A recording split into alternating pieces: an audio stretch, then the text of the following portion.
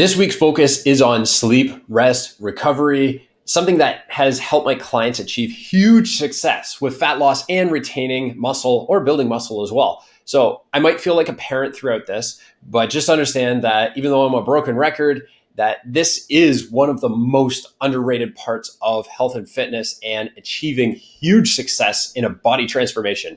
So as you can see on this screen, this is a nice little illustration of your circadian rhythm. And that's what our natural rhythm should really look like.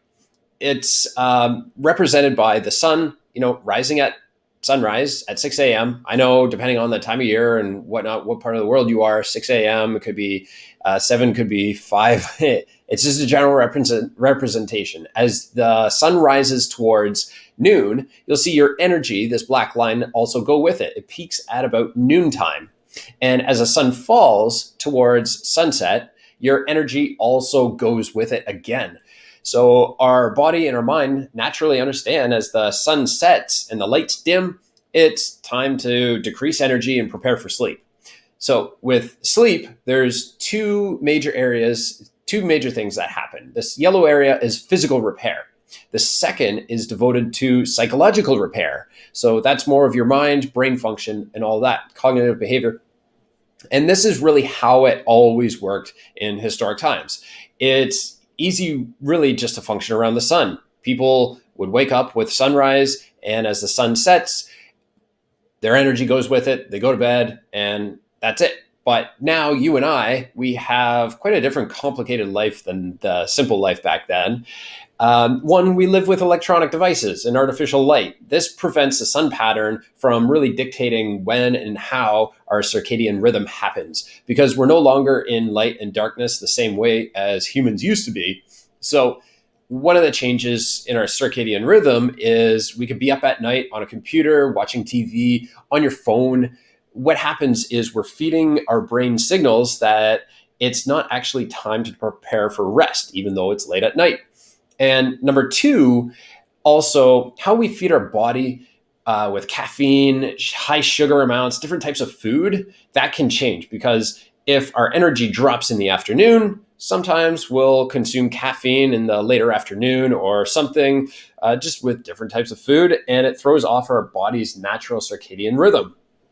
So if you combine these two things together, the artificial light and these foods or caffeine, then you end up with something that nature wasn't really intending for us. We achieve the opposite. So over the next week, we're going to do something to re-engage your circadian rhythm, and we'll find the best rhythm for you. I'm not going to tell you to go to bed at 10 o'clock that it shows on this chart, or when I go to bed, because what works for me probably won't work for you. You're totally different.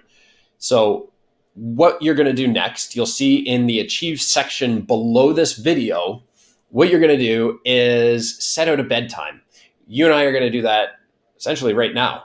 Let's look at an example. If you wake up at 7 a.m. on average, we're going to find a time that you usually wake up. Could be different on the weekends, could be different on some days. Maybe you're on an alternating schedule, but find a day this week on average where you'll be waking up. And what we're going to do is back that up about 8 hours.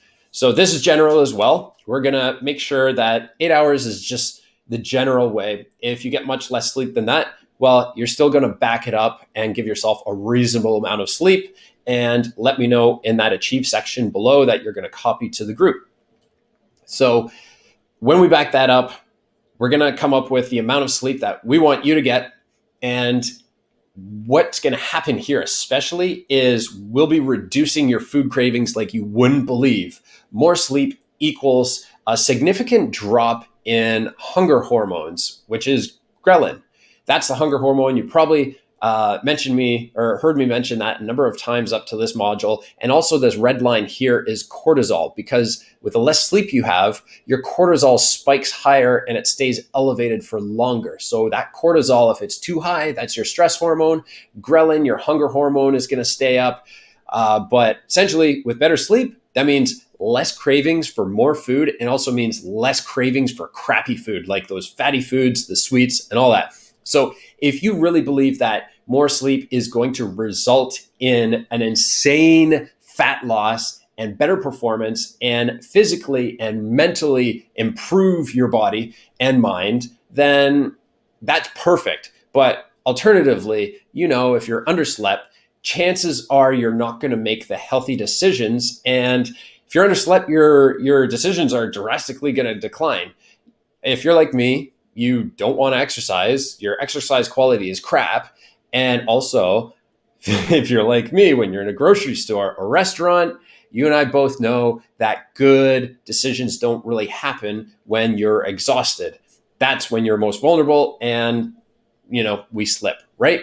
So again, hit the achieve section down below, copy those list of things and paste it in the group, in the Dude to Lift group. Tag me. I'll leave that in there so you know how to spell my name. Make sure you tag me, fill in the missing sections, and that way we know what your plan is, and we're going to follow up throughout the week as we improve your sleeping habits. It's all about reducing the food cravings, reducing the crappy food cravings, giving you more energy, better performance, better recovery, and ultimately better fat loss, dropping faster, and keep that muscle mass up.